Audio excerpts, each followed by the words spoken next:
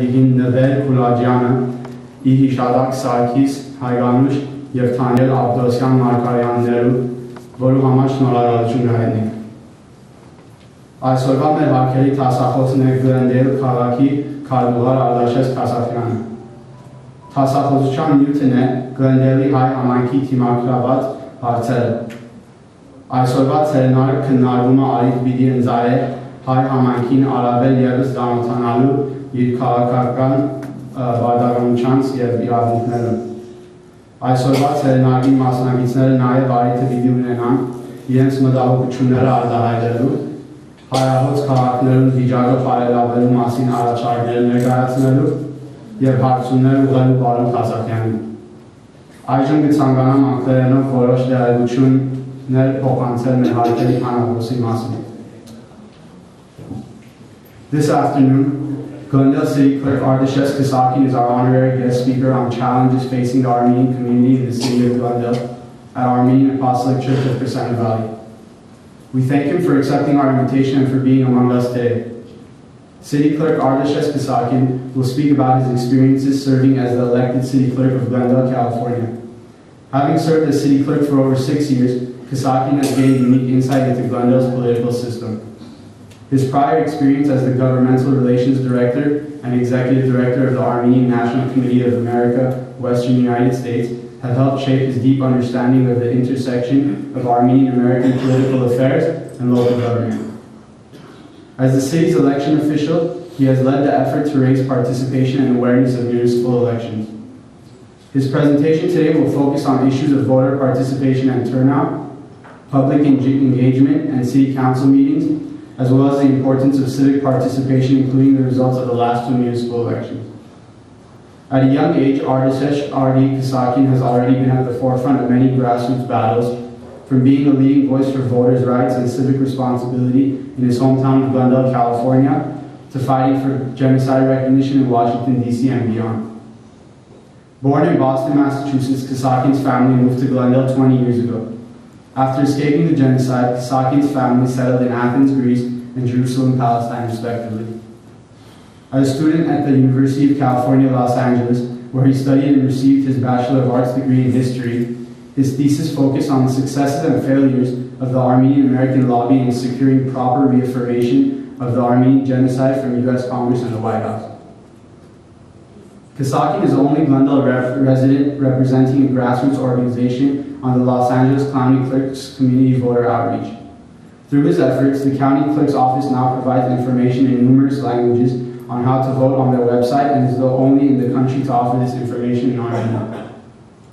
He has taken his passion for public service and enthusiasm for the political process into the classroom as well, lecturing on the importance of civic responsibility to numerous college campus groups and teaching a class in government and political history at Rose and Alex Filipos Armenian School in Hollywood. On April 5, 2005, Kassakhian became the first person ever to be elected city clerk in an open election in Glendale in 75 years. He is currently working on developing a long-range strategic plan for reforming election processes in Glendale and raising voter participation in municipal elections.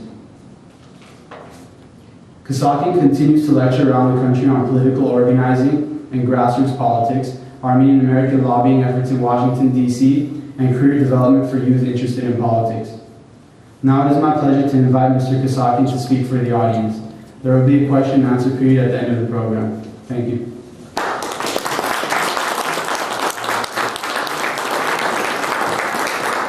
Thank you for that very kind introduction. They say the hardest thing in politics to live up to is an introduction, but thank you anyways. Some of that stuff was probably accurate, and others of it has probably been exaggerated over time as it's been written and rewritten about, and I've been reintroduced at various functions. But I serve as elected city clerk for the city of Glendale. But let me actually get one thing out of the way first. Նախքան այս գեսորվա ծերնարգը իմ տասախոսությունը հարցն է եղավ թե ես պիտի տասախոսությունս նեմ հայերով կամ անգլերենով։ Հիմա անում որ գիտեն ինձ, գիտեն որ շատ ավելի կնամ արտահայտեմ քաղաքական լուրջ հարցերի մասին անգլերենով։ Եվ կարծեմ երիտասարդներն նույն դեսկս կան։ Avnai tabas kidem vorgar vor nai hayno haskasam as geder vo masim portum posilas or Anam hamar guzan says meharsen nakun jutunche kani hoki gnakun hayno kani hoki gnakun ankaino. Which one? How many people would prefer me to attempt to do this in Armenian? And how many people would like me to do it in English? Okay, so the majority rules. Our first democratic success of the afternoon. Since actually our first failure was trying to get the projector and the PowerPoint presentation to work. If it works, it works. Are we going to still projector? Okay, all right, so we'll try. If it works, it works. If it doesn't, oh well. You have to be quick on your feet in this line of work. So I had prepared some statements to talk about issues affecting, and actually the title of the presentation is Challenges Facing the Armenian Community of Glendale, which is a very broad term, right? Challenges. In Armenian, the word for challenge is, I believe, marda, right? And I learned that not because my Armenian parabashar, my vocabulary is great, but because it was on the flyer that went out, right? So I first of all, as not having had any real formalized education in Armenian, I thought marta haraber, which means like person invitation or invitation to people. And I was corrected promptly by my father who said, Voch, it's marda haraber, which is like battle or challenge, right? Or like some type of confrontation. I think the true answer to what faces the community, the Armenian community in Glendale, is somewhere in between marta haraber and marda haraber. Inchu marda haraber, because there are issues that are facing us. We don't have enough people being engaged in the process, so we'll have to discuss about how we do both. Is it a grammatical issue or something about my Armenian? It depends on whether it's in Eastern Armenian or Western Armenian. Well, there you go, there you go. It's a hybrid of both. I was raised in college, or I was adopted and raised by a pack of wild Barskahais in college. So that's where the influences, in fact, most people who know me, you've probably heard in my introduction that my family comes from Jerusalem and from Athens, by way briefly through Hayastan during the Hayarnatars movement, but the Armenian that we heard in our household growing up was Western Armenian. But growing up in Glendale, and I started speaking Armenian more come high school and college, I started rolling my R's a little. People started thinking I was from Tehran or Isfahan. The truth of it is I'm actually Bostonsi, from Boston, that's true. Anyways, I digress. Let's talk about statistics in Glendale, California. Glendale is an old city, not as old as some of the places we've immigrated from, but it has been around for now over 100 years. It was incorporated in February of 1906, so we just celebrated not too long ago the 100th anniversary of Glendale. Its population in 2010, according to the census, is 191,719 people. So just less than 200,000. We often say 200,000, and that's a figure that is still quoted by many city officials. Part of the reason for that is because the more people you have, the more tax dollars you are able to receive from both the state and from the federal government. So that always gets rounded up. But this figure is from the United States Census Bureau. Okay, so this is an accurate figure. Unless some of you here didn't fill out your forms or didn't respond to the questionnaires, then we can add about 2 dozen or so to it, or 3 dozen. But the truth of it be told, this is a figure. That's still not a little figure. We are the 3rd largest city in Los Angeles County. The first largest is, anyone want to take a guess? Los Angeles, that's right. Second largest is Long Beach at about 500,000. And so we are significantly lower than second. We still have a long ways to go until we reach that.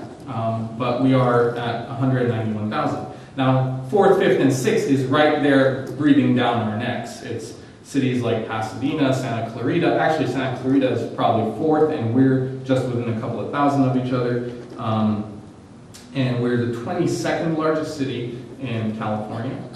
And we're the 120th largest city in the United States, for anyone that matters.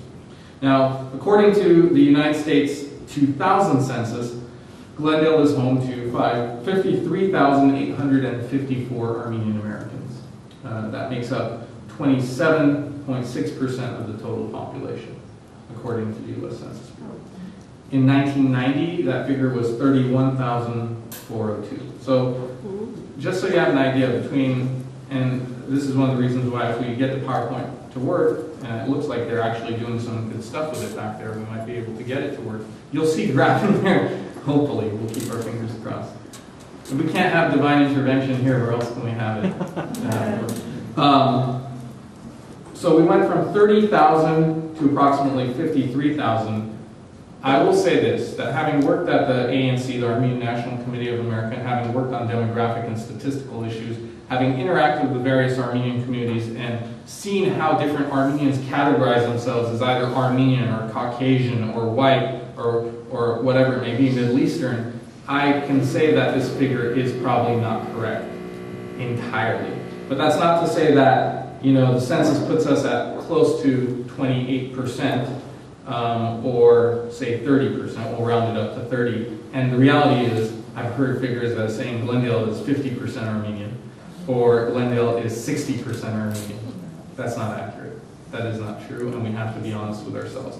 I say, at best, Karajaki, we're maybe 35% to 40% of the population. At the very, very most, but I highly doubt that. We're probably realistically 35%, which is still saying a lot. That's saying 1 out of every 3 people is Armenian. Now, when you go to schools, and next month's lecture, you will have board members, Greg Krikorian, Narina Havedian, and I believe one of the assistant superintendents, Kathy Fundukian-Tarosian here. Some of the schools have classrooms that are 60 to 75% Armenian.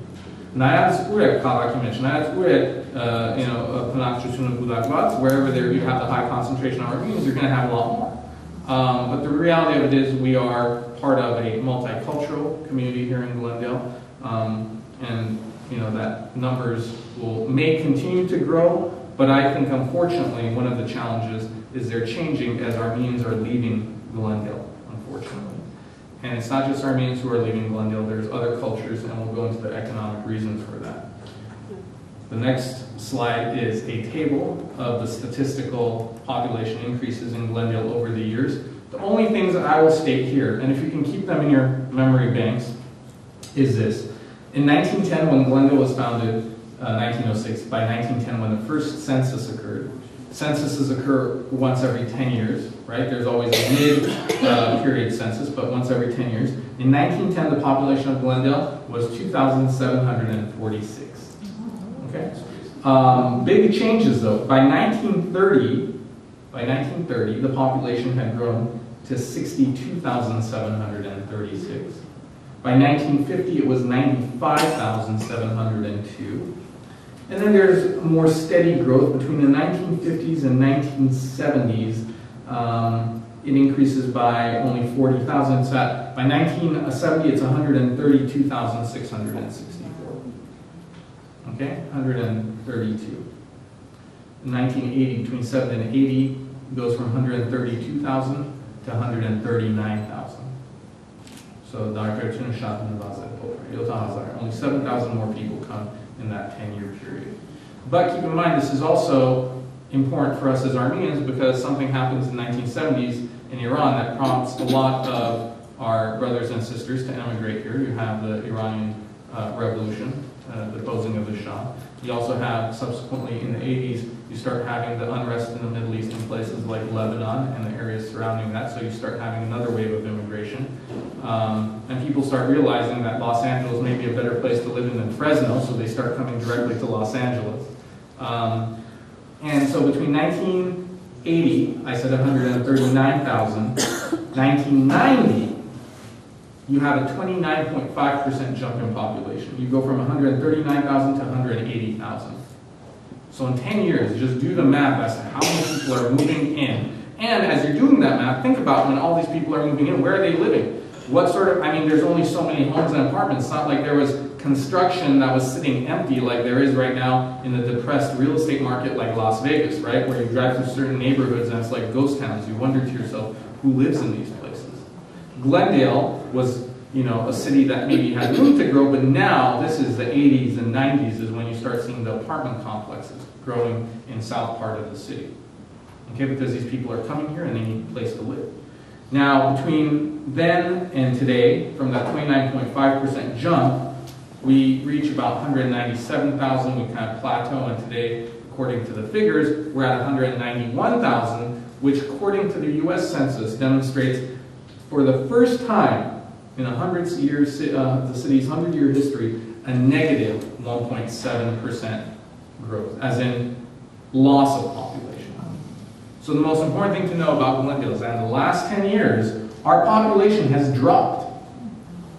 Our population has dropped. Now I know those of you who at 5 o'clock are trying to get from south of Glendale, from whatever your favorite Nabaradun is, up to Montrose, and are stuck in that traffic by the freeway entrance, are wondering, how is it that there are less people now in Glendale when what used to take me 10 minutes to drive today takes me 20, 25 minutes to drive in Glendale? I don't have an answer for you for that. I get stuck in more cars, bigger cars. But the truth of it is the population has dropped. So what are some of the challenges that are facing us? Depressed economy. I think we can all agree. We turn on the news every day and we see that there is a big drop in economy. And what does that mean? Lack of employment opportunities. There are less jobs available today than there were 5 or 10 years ago, or 15 years ago. I'm not going to get into a political discussion here. It's not going to be conservative versus liberal or etc. But I will say this. I read a statistic that's very alarming, particularly in light of our very bright and capable youth, our future leaders. I read that from the last 3 years of college graduates.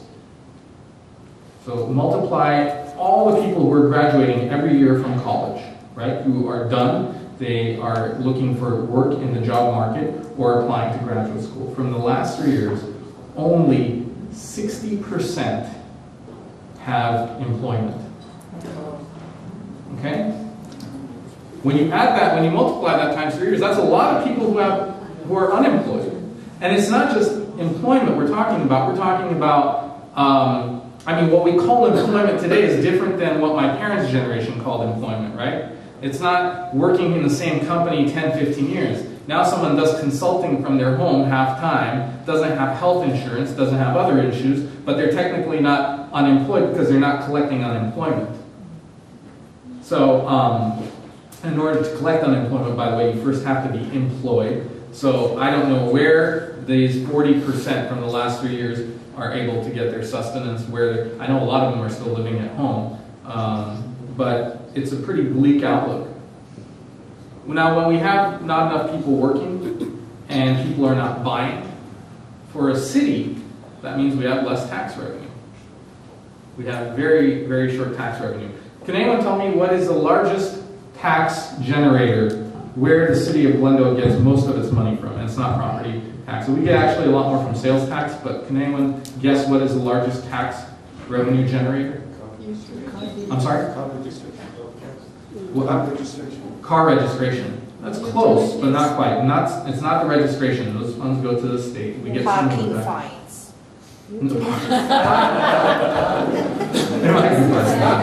I helped contribute to that. Well, you guys are close. You tiptoed around it. It's not utilities. It's actually the largest tax revenue generator for us is from sales tax. We're not talking about utilities. We also get revenue. It's cars. It's sales of cars. The Grand Boulevard of cars is Glendale's largest tax revenue generator. Right? The second largest is just up the street. Not the Americana, Glendale Galleria. Glendale Galleria is actually one of the largest. After I graduated from high school, or when I was actually still my last year of high school, I worked in JCPenney's in the Glendale Galleria, my first job. I worked in the mature men's department, not to be confused with the immature men's department. I don't know where that was. But in the Galleria, that JCPenney's was one of the highest producing JCPenney's in the entire western United States. And that goes for a lot of stores. The Apple store in the Galleria. I'm giving you guys all these useless facts you don't need to remember just to see if we get the PowerPoint working. But the Galleria's Apple store is the #1 Apple store in the entire country. Did you know that? It's Apple Store #1, which is one of the reasons why Apple will probably never close it. That's why there's now a new Apple Store at the Americana, which is larger, but the one at the Galleria will still remain open. And we can go into conspiracy theories because Steve Jobs' Fort Meyer was Armenian, or he's Suryatsi, and there's some sort of connection there. Both of which are true, by the way. His stepmom's last name was Hagopian. But that's not the reason why. I don't know what it is. The first Disney store was in the Galleria. The first Panda Express was in the Galleria. All those stores. So that's our second highest tax revenue generator, followed by the Americana. Yes? Do you have any cable in here? Cable? Yes. I do not. Okay. Sorry. So when we have these, and so the point I want to make about the cars was, remember the Cash for Clunkers program by the president? Right? The whole idea of it was to get these big ticket items being sold for people to get rid of their old cars and buy energy efficient or fuel efficient cars. Well, part of that also was, okay, we'll sell a lot of cars, and from that there will be sales tax revenue generated. But the problem was, who really has $20,000 sitting around that they want to go and spend for a car up front? Most people get it financed, and in order to get it financed, you have to qualify for a loan. In order to qualify for a loan, the banks have to approve your loan, and banks were not really approving loans at the time, so Catch-22, that idea didn't really work out that well, and car sales dropped. So Glendale was affected as well. So you see how everything is interconnected. And when tax revenue drops, that means city services drop, because we don't have the money to be able to do the type of things that we want. Hire police officers, or hire people to be able to, or pay the people to pick up the trash as frequently as they work. I'm not saying that there aren't inefficiencies in government, by the way. We can get into that later. But in terms of basic services, that everything costs money, the idea that there is no free lunch, when tax revenue drops, when the city's revenues drops, services are affected. And in addition to this, to give you an idea, we all know that California is not in the best state. California, some people will say, like, who was it that I was talking to? The Californian Muhammad about it. It's not 100% true, but we're not in a good situation right now, right? Public safety concerns. We have an overpopulated prison system. This is a problem around the United States. The United States has the highest prison population in the world.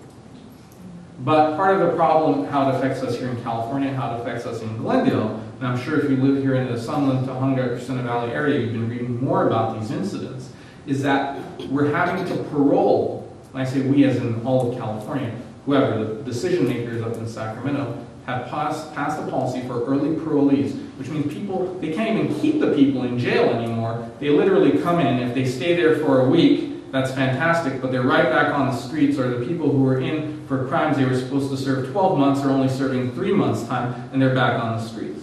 Well, when you have more people on the streets who are former pandagyals, or in former jail residents, right, they are going to come out. Most of the time, most crimes are done by repeat offenders, but not by new offenders, but by repeat offenders.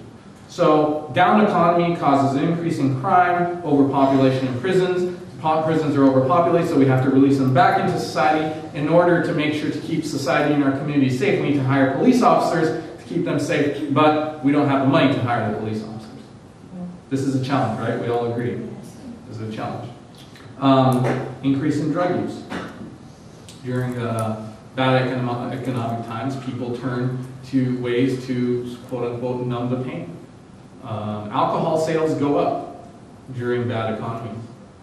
Drug use goes up because it always is a flourishing, unfortunately, industry, but during bad economies in particularly, and we've seen the incursion of some heavy drugs in this area. I encourage this parish to invite members of the Glendale Police Department and the County Sheriff's Department to give you a particular presentation on this. But for the first time in a long time, heroin is back, and it's back with a vengeance. It is high school students doing heroin in this area.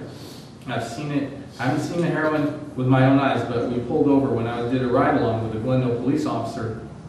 We pulled over a young gentleman for not having the proper registration sticker on his car, and something rose a suspicion in the police officer's mind where he felt the need to search the car.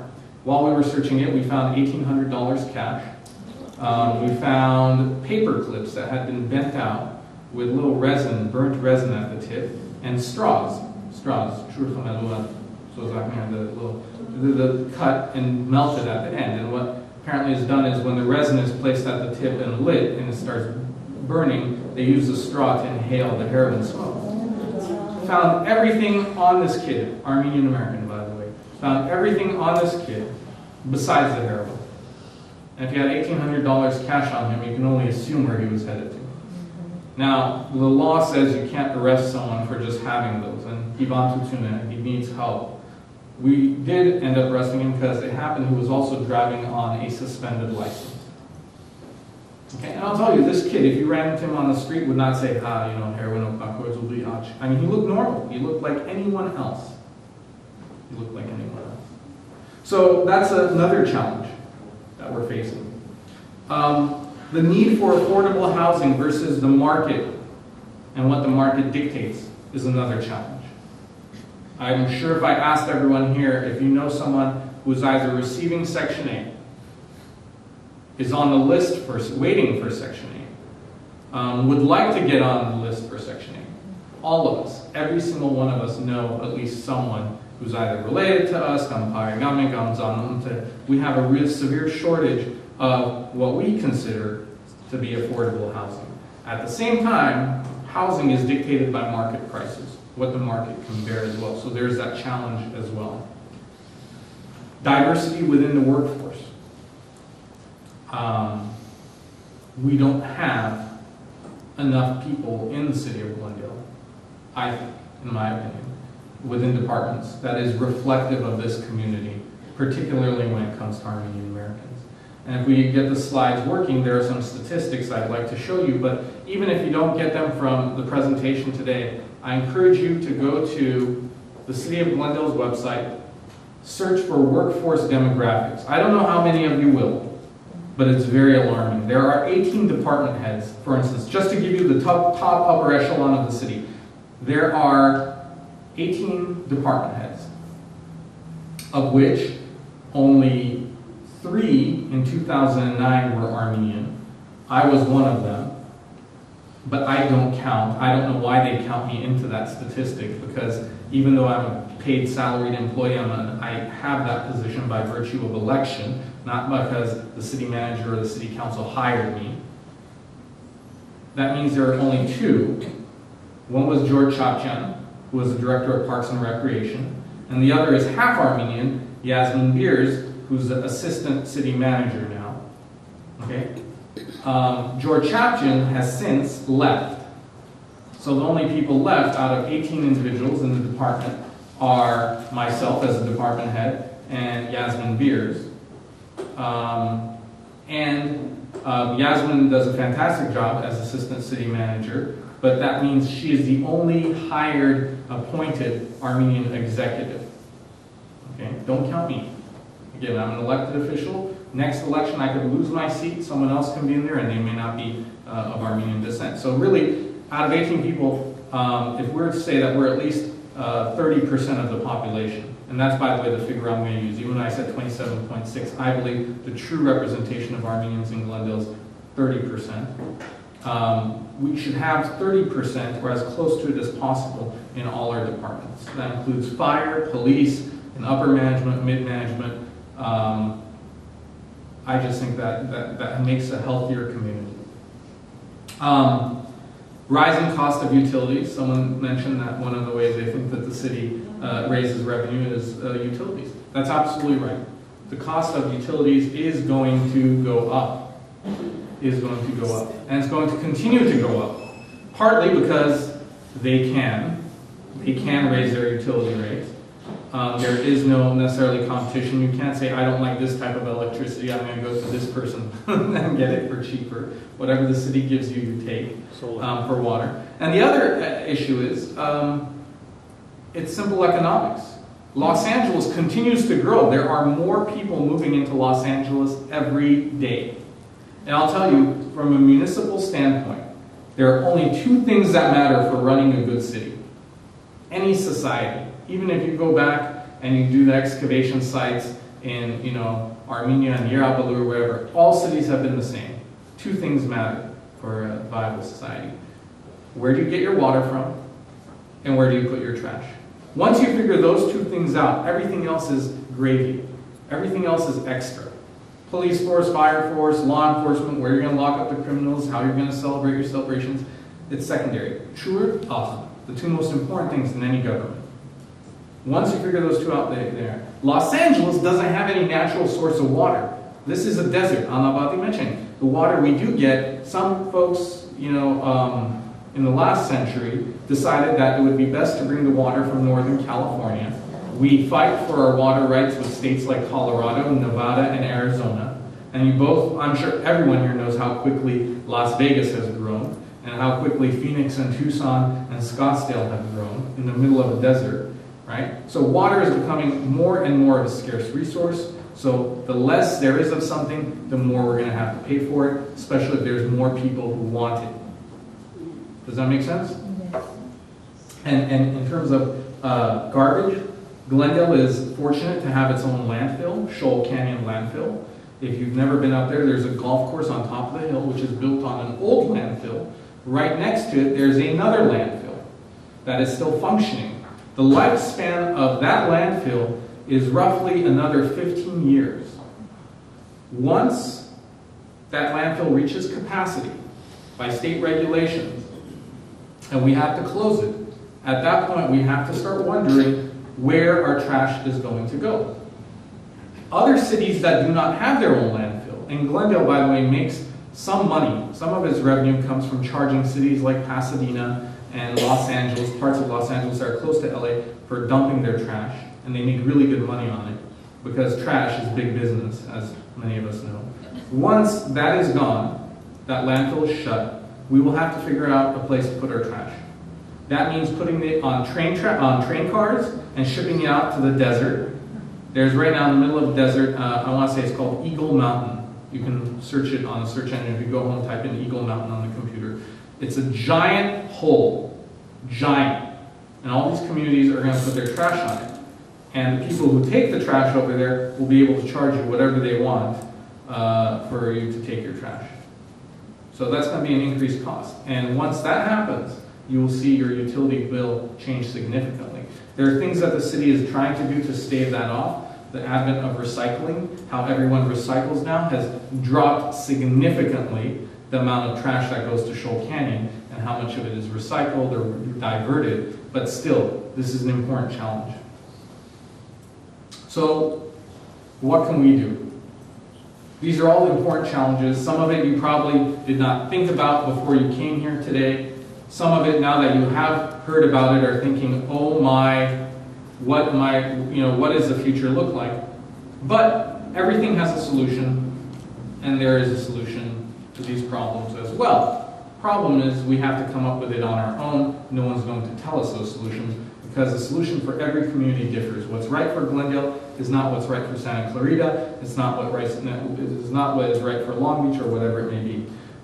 We need to, as a community, whether it's Armenian or not, but particularly as Armenians, because we're not well equipped at this. This is not something that we have learned to do. We have to learn how government works. And that's what we'll touch upon today. Why it sometimes doesn't work, because there's a reason why government doesn't work. And it was planned for it to be that way. And how to make it work, how to make government work the way we want it to. So how government works, why it doesn't work, and how to make it work the way we want to. Once we learn those three things, we can come up with solutions. Now, in Glendale, who is the boss? Mayor. It's you. It's not the mayor. Actually, even if I had asked who is the boss amongst the city council, and we had heard mayor, that is not the accurate, correct answer. In Glendale, the electorate, the people are the boss. And I'm not just saying that to give a political platitude or a great statement. It's really true. You decide. The 5 people who sit at city council meetings right now, 5 council members, are elected by you. There are 3 offices in the city of Glendale that are elected by the people, and the mayor is not one of them. City council member is one. City clerk is the other. City treasurer is the third. Mayor is an appointed ceremonial position that rotates every single year, and the only role of the mayor is, other than in official events to represent the city of Glendale, smile, hand a certificate, take pictures, is to run the city council meetings week to week. But come this next April, that will change, and it'll be someone else's turn to be mayor. Okay? And in my lifetime, I can't remember anyone in Glendale ever serving 2 subsequent back-to-back mayoral terms. It just does not happen because everyone wants a turn to be able to cut ribbons and take pictures and go to functions. Underneath the council, so you have the electorate up here. If I had my PowerPoint, you'd see it. We have the electorate up here.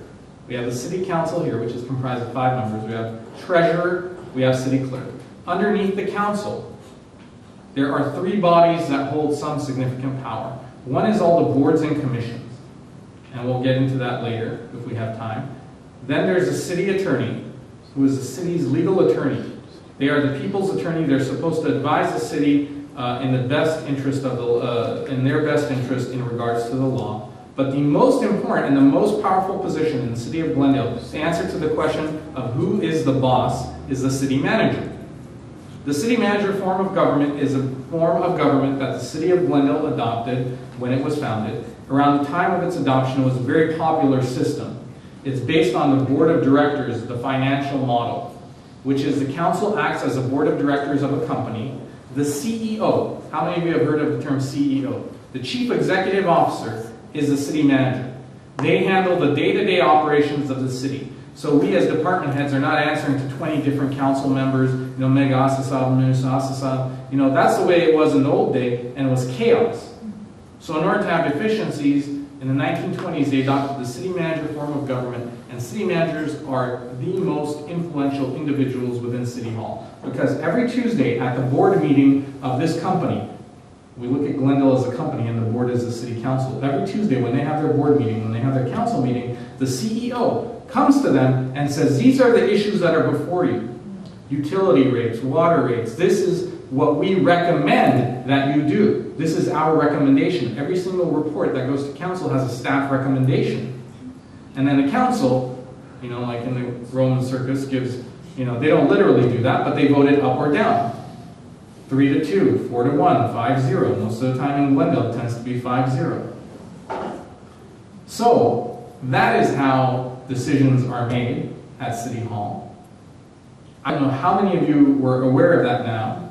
How many of you were aware that a city manager is probably more influential than the city mayor or council members? But this is the model around the country. But it's not something that we even know about until we get involved in city matters.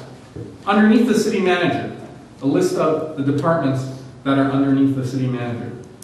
Fire, police, human resources. Human resources decides who to hire, how to hire, when to hire. Public works, that's your traffic and transportation, your lights, your sidewalks, your roads, your trash pickup. Glendale Water and Power, that's self-evident what it does. Finance department, which does all the purchasing, which does all the salaries, the payroll. Information services, all the computers and infrastructure. Libraries, community services and parks. And community services and parks used to be 2 different departments. In Glendale they got combined.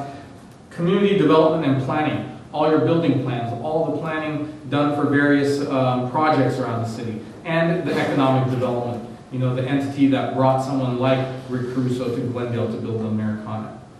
So that is, I lost count. But you see all the things that are under the city manager's control and purview. And it's the city manager who recommends the hiring of these department heads. Okay? So who are these individuals in these departments? How are they selected? How many of them happen to be Armenian American? Right? And this is a city that's what percent Armenian? 30%, right? Whenever I give talks to groups like this, and I give talks to college students, to adults, to high school students, I always like to use a quote by the Greek general and statesman Pericles. Heracles, who lived in the 5th century, he lived I think, between 425 and 490 BC. And he was an Athenian statesman and a great orator.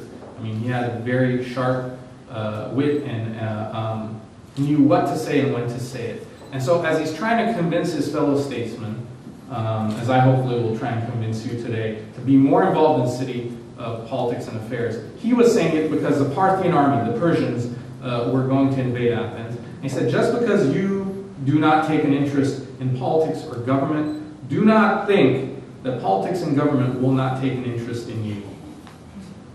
Just because you're not interested in politics, don't think politics is not interested in you. It is. And I'll give you a perfect example. How many of you... Oh. No problem. It's a very complicated one, as you can figure out. How many of you have received a parking ticket? You can be honest, I've received a couple. I just received one last week. I had a meeting, my meter ran out at 1:49, and I ran into someone who was keeping me from my car. I got there at 1:55 and there was a ticket on my car. It was in the parking lot behind Carousel. I know you guys all know where it is. They do ticket there all the time. How many of you, by a show of hands? Or actually, if you want to admit, yes, if not. How many of you were shocked at how high the price was on the ticket compared to the last time you got? I was as well. I'm like, really? $50? When did it go up to $50? And as my aunt will attest, I received many tickets at UCLA when I was a student there. Parking tickets as well. And the last time I was there and I received the ticket, it has gone up. So the prices, everything is going up, including the tickets. Now, who's deciding when this? And you think to yourself, I don't remember anyone telling me when the price went up. You know, I remember there being a statistic or some story in the news about people on cell phones getting tickets, but I didn't realize a ticket was going to cost me like $1, right? So who is deciding? This is decided by government. It's not some corporation who's deciding it. It's the people you elected, your representatives, that are making these decisions. That's why I say, if you're not interested in politics, politics will be interested in you, and interested in how much you make and how much you can pay them for various fines, etc.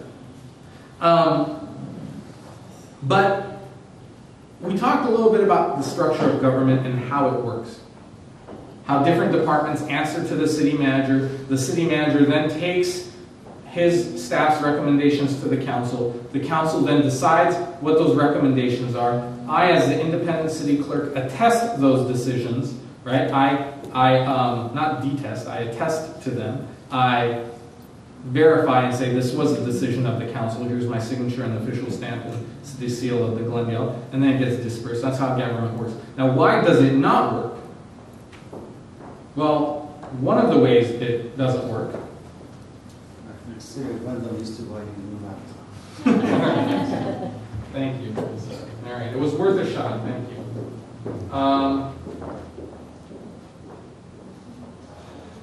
There we go. Why it doesn't work is because of checks and balances.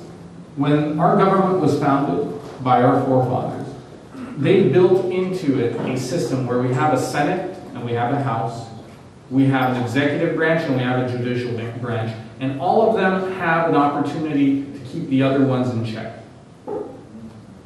And it causes a lot of controversy, it causes a lot of friction, but that friction is where we make progress.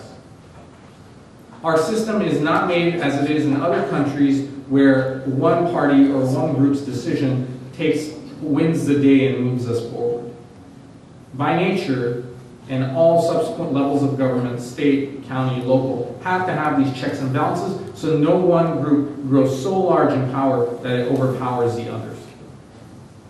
So friction and misunderstandings and dialogue and debate are excellent things. As Armenians, we tend to shy away from debate unless it's with our own family, right, or our loved ones. But political discussions and political dialogues, we don't like to get involved in, right? We don't. Politics is a bad thing. I'm here to tell you, no, it's a good thing, and we should all be involved in it. It's okay to disagree, as long as we can be civil about it, and understand that there's many different ways of looking at the same thing.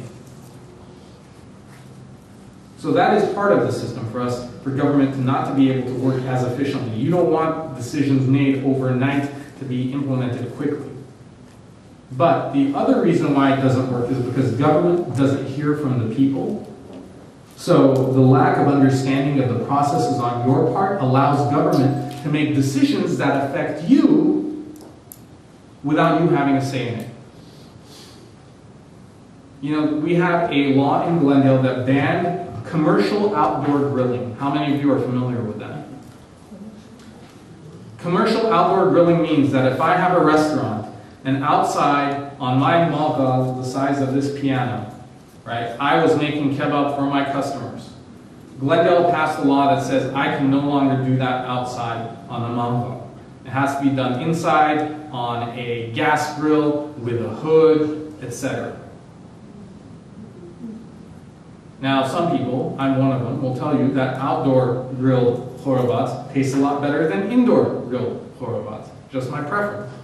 But the city of Glendale said, no, you cannot do that. And the reason they did that is because there were complaints about certain banquet halls that were doing outdoor grilling on Fridays, Saturdays, and sometimes on Sundays. And supposedly, this was creating an impact on the air in Glendale. It was polluting the air. There is also a hillside ordinance that was passed in Glendale. A hillside ordinance that was to prevent homes from being built on hillsides. Now, I am an environmentalist. I do believe that our hillsides need to be protected. And there was at one point overbuilding. But I think that there was a very aggressive and fast decision to ban all hillside development that even eliminated some of the development rights of property owners who had properties on hills who wanted to develop them at one point, probably reasonably could, but they would never have their day in court, so to speak. They would not be able to develop them because the council passed the hillside ordinance that prevents building beyond a certain point. So my question is this: for those of you who raised your hands and said you knew about the outdoor grilling ban, were any of you for that? I think most of us probably thought it was a very silly, given all the problems that I said, all the challenges we have to face. The council debating whether kebabjis can be grilling outside or not is somewhat of a silly discussion, right? But how many of us actually wrote to our council members, came to council, spoke? None of us really did, because we didn't even understand the process by which this decision was made. And the lack of active participation by the citizenry continues to allow decisions that affect our lives to be made without us knowing it. In short, the biggest problem we face, the biggest challenge we have as a community, as Armenian Americans, is apathy. So how do we fix the problem of apathy, of not caring enough to be engaged? First is, we need to be informed and engaged. Informed and engaged. And by being informed and engaged, we need to know the issues that affect our neighbors and neighborhoods. Okay? Some of you may have heard about what happened with the Shamalian school, about how it came very close to not being able to build a gymnasium, right? But it wasn't until Tanagavo Skorin Hasadzer, and it had already been denied in the planning commission and planning decision process, hadn't finally come to council, that everyone kind of awoke and got engaged. The question is, would it have been such a drawn-out process if we as a community had been organized and mobilized before? I don't think it would have. So we need to be informed and engaged. We need to know our issues in our neighborhoods. We need to look at multiple sources of information. Don't take just Ardashes Kassakhian's lecture as the final word on things. Go out there, do your research, find out what is going on. A couple of great sources is obviously the City of Glendale website. All documents, the demographic numbers that I've quoted you about the number of executives, the number of Armenian police officers, the number of Armenian firefighters, the number of Armenians in the water and power department, who's in mid-management, who's in upper management. All that information is available at the city's website. All you have to do is go out there and grab it and look at it. That's one source, the city's website. Glendale News Press, the city's newspaper, daily newspaper, is another source. How many of you read the Glendale News Press? Okay, some hands went up. And obviously, I appreciate the hands that go up, but I also realize that the people who come to a lecture of this sort are the people who are particularly and acutely interested and engaged in the type of topic that I'm going to talk about today, right? If today the specialty or the lecture topic was, you know, the history of rugs from Artsakh, I don't know if many of the same people would be here. I would hope, but likely not. So I understand that I'm preaching to the choir. But also tell your parents, your friends, your children, your neighbors to also do these things. To read the news press and read some of the letters that get published. And some of the things that are even said about Armenian Americans. Where if you were to transpose the word Armenian American with any other minority's name, that would be deemed one of the most racist comments ever made. It seems as though more often than not people receive a pass for things that they're able to say about the Armenian American community here in Glendale than anywhere else. And I will challenge anyone here who disagrees with that, including the editorial board of the Glendale News Press, which I have. CV Weekly, a local paper that is published right here weekly in this area, on the Crescenta Valley issue, they actually wrote an editorial saying that the council made the wrong decision, that the building of a gymnasium that would allow the students to be able to exercise and have functions on rainy days inside would cause a negative impact on the lives of the neighbors. This is the paper of this area. I checked almost on a weekly basis to see if there was a response written by any member of the community to say otherwise, and there was not. And lastly, most importantly, watch and attend city council meetings. Watch and attend city council meetings. Not in that order. Doesn't have to be in that order. Attend and watch. Yeah, attend and watch. I say watch and attend only because I know that everyone has lives that are busy. You can't always be everywhere at all times. But if you weren't able to attend a council meeting, at least read the next day in the news press what was decided at that council meeting. The Glendale News Press actually has a section where the day before the council meeting they write what the council is going to discuss. It's in the briefs section. Yeah, well, the agenda as well, but they take the agenda and they basically put it in terms that everyone can understand. Because sometimes even when you work for the city, you don't understand what the city's trying to say. It's a lawyer's world and we just live in it. They just love to write reports and legislation. And lastly, and most importantly, you need to hold your elected representatives accountable. You need to hold your elected representatives accountable. Hold them responsible. You elected these people to office. Ask them what they're up to, why they're doing it, why they're not doing what you want them to do, and ask yourself, are they doing enough? Now, there was, fortunately, let's see if this will work. There was a graphic in my presentation that hopefully would help illustrate this. We're going to try to do this with 2 pieces of paper. Okay. Let's see if this works. So this piece of paper is the population of Glendale. What did we say it is? 200,000. Yeah. Okay? 200,000. This piece of paper is going to represent the entire population of Glendale. What percentage are registered to vote? How many people are registered to vote in Glendale? 50%. Less. 50% is right. And then how many of them actually vote? Okay.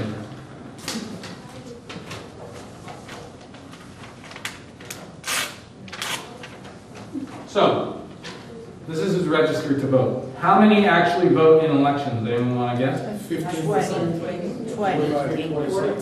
20 to 25%. So if it's all let's see, right? Right?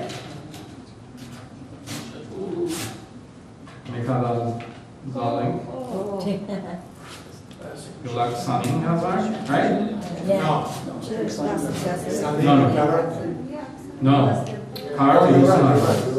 Thank you, I know I'm right. How many, and in the last election, so this is what voted in the last election. The top vote getter in the last city election, how many votes did they It was about 10,000. 10,000. So essentially, each one guessing on the there we it's go. about 10%. So,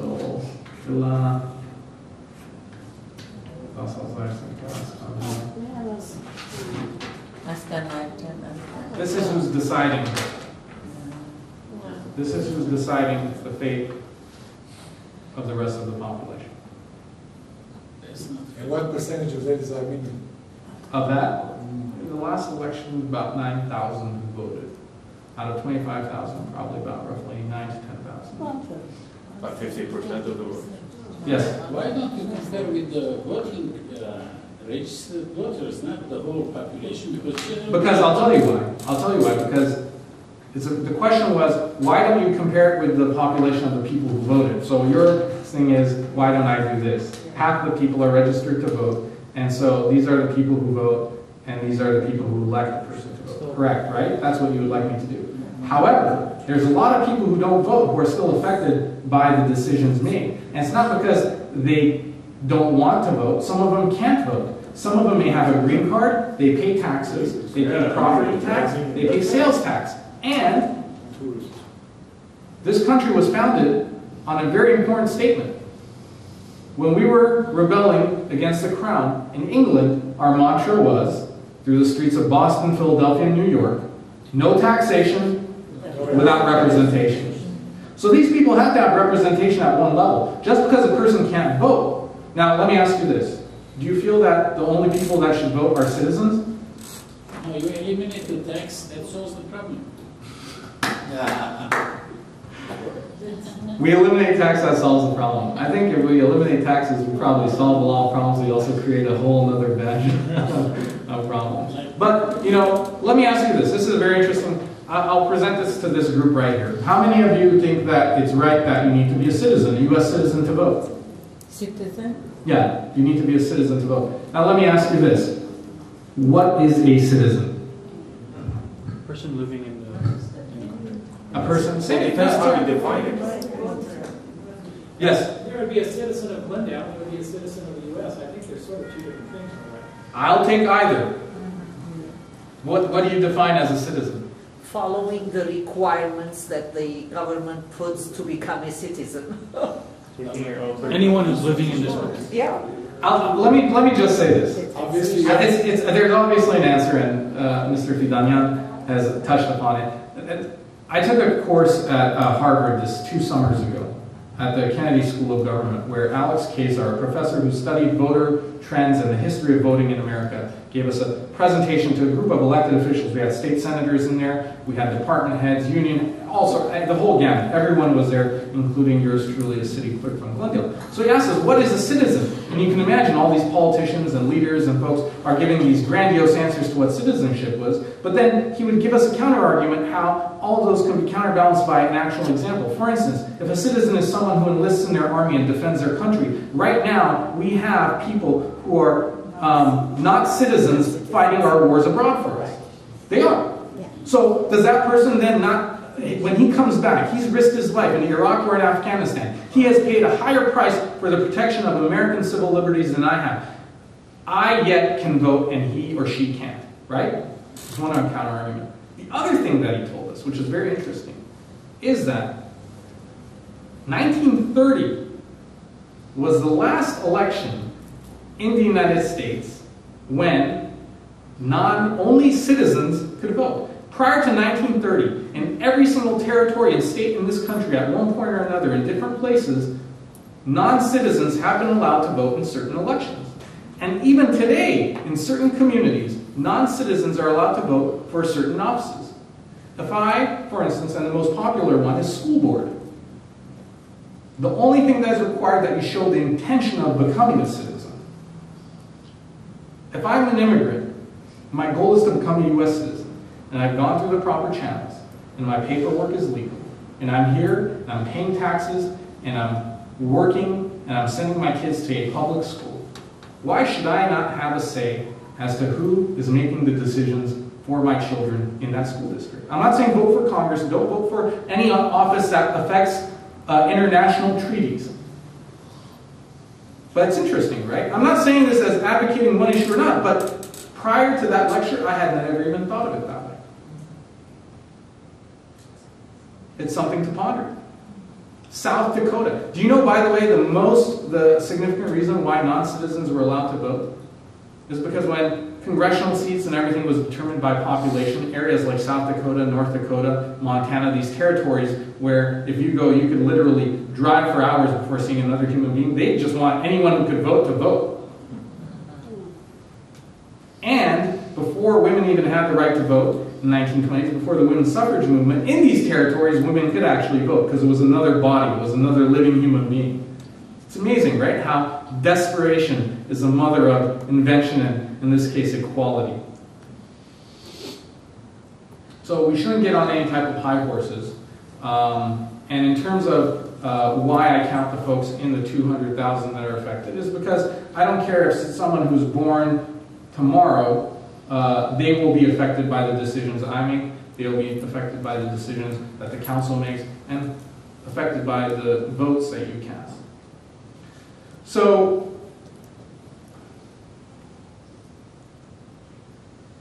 are there specific Armenian challenges or challenges to the Armenian community in Glendale? The answer is yes, and the answer is no.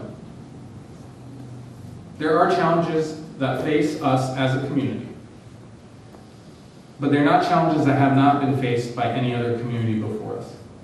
Whether it was Italian Americans, Jewish Americans, Russian immigrants, Irish immigrants, every new group, Latinos, Hispanics, the population of Spanish-speaking people that have moved into the United States and many who were here before.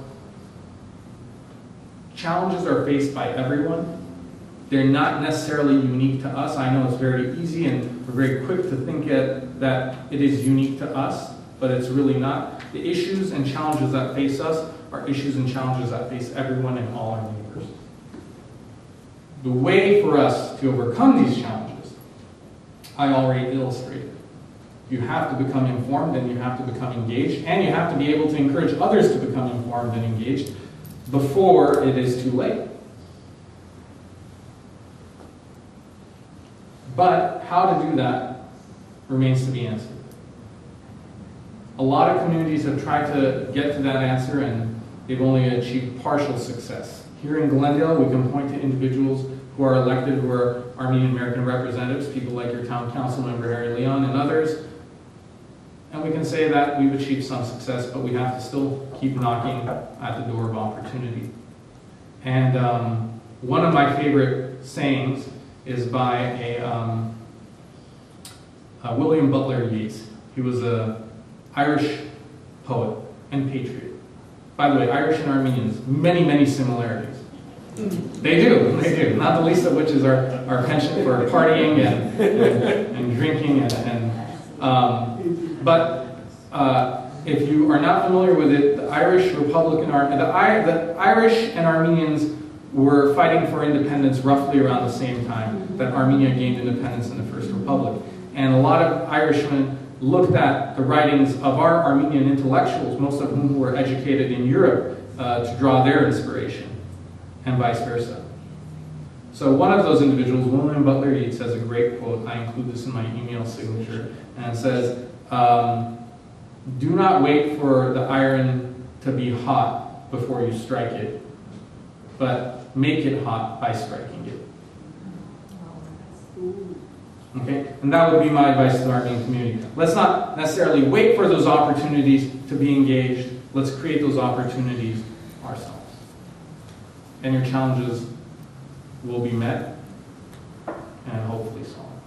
So I've spoken far longer than I anticipated I would, but I would like to answer some questions right now.